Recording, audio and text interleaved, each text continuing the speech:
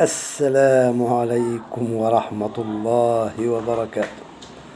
أبدأ حديثي معكم بالصلاة على رسول الله صلى الله عليه وسلم، ونتكلم عن الرياضة المصرية التي أصبحت لعبة، وزي ما بنقول شيخة في إيد فرد أساء قبل كل شيء إلى الدولة المصرية، ومن ثم إلى الشعب المصري، ومن ثم إلى القيادات في الدولة المصرية، ومن ثم إلى الرياضة المصرية عامة. هذا الرجل الذي قد أفلت زمامه وأصبح لسانه كحد السيف، ليس له لا يخرج من لسانه إلا السوء. فأين أتحدث؟ فين مصر؟ فين الوزير؟ فين رئيس الوزراء؟ يا جماعة والله إحنا كده في انحدار، بقينا أضحوكة ولعبة لكل الدول.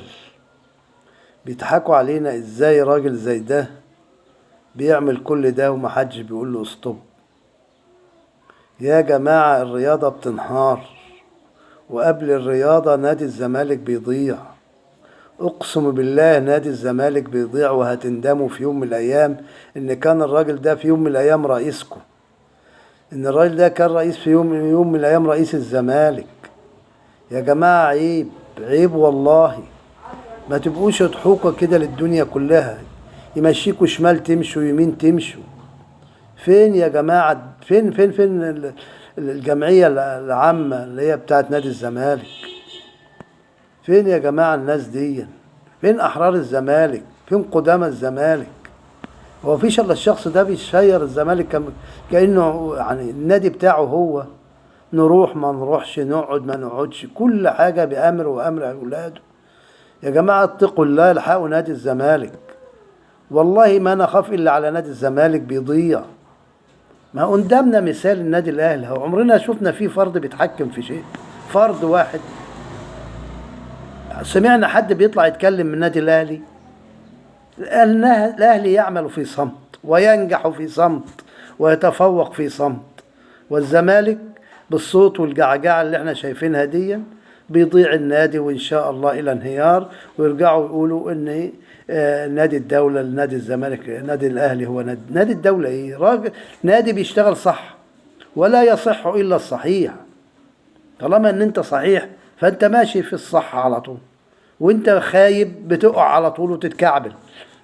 فأرجو من قادة ومحبي نادي الزمالك إن يقوموا بثورة على الراجل، اعملوا ثورة عليه.